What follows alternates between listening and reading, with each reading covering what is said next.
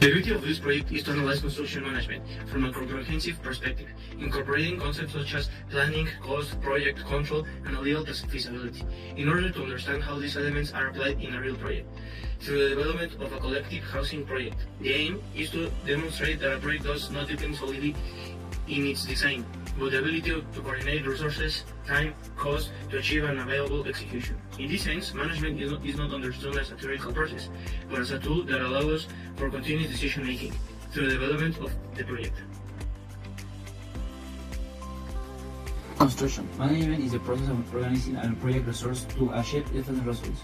This process begins with planning, which defines what will be involved, when it will be done, the define and the necessary resource. Next, organization takes place assessing activities, materials, and responsibilities with the team. Then, management coordinates the team and facilitates decision-making during execution. Finally, control compares planning versus actual results, significant evaluation and evaluations. Together, this stage structure the project and allow for its monitoring throughout is the that point. Project management focuses on scientific execution, like administration, which mainly takes place in the office. Management occurs in the field, where daily activities are coordinated, labored and supervised, and problems are solved in real time. During construction, enforcement issues such as material delays or execution adjustments are common, making management essential to maintain project continuity. In this sense, administration defines the plan, while management adapts to the real conditions. Within the project, it is important to differentiate between effectiveness and efficiency. Effectiveness refers to achieving the project's objectives, meaning completing the construction as planned. Efficiency, on the other hand, implies achieving those objectives while optimizing resources such as time, money, and materials.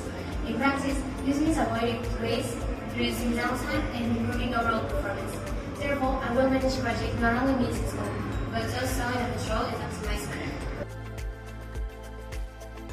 The project consists of a four-level collective housing development, organized in residential units with clearly defined public and private areas, architectural drawings, sections, elevation, and installation projects for development, proving a clear technical basis for execution. This level of definition is essential, as any ambiguity on site can lead to errors in work and increased costs. Therefore, a well-developed design facilitates control during construction. To execute the project, it is necessary to comply with a series of permits that ensure its legal feasibility. First, land use must be validated, determining what type of construction is allowed on the site. Then, alignment and official numbering, federal position of the property within the urban context.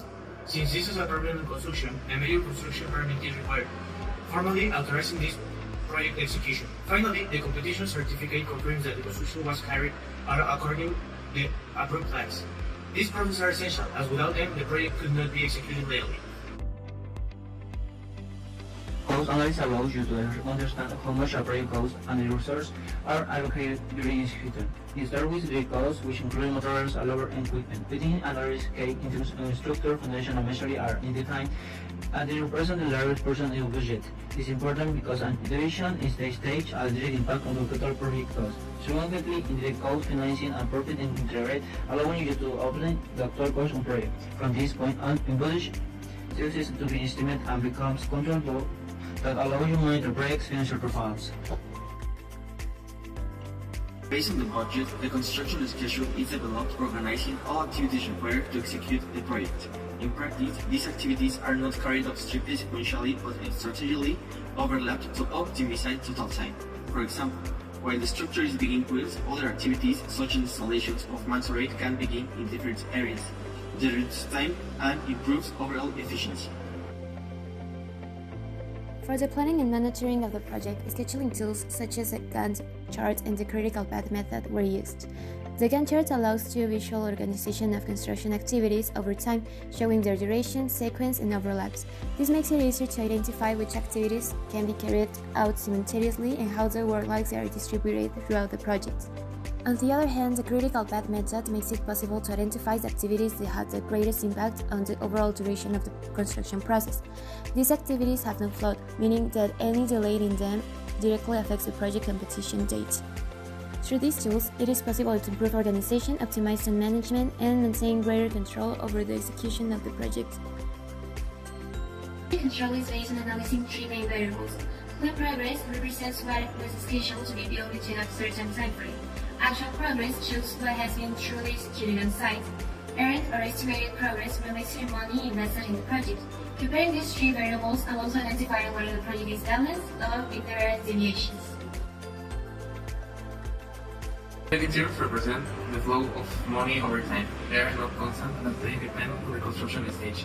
During phases such as foundation and structure, spending is higher due to the materials like concrete and steel.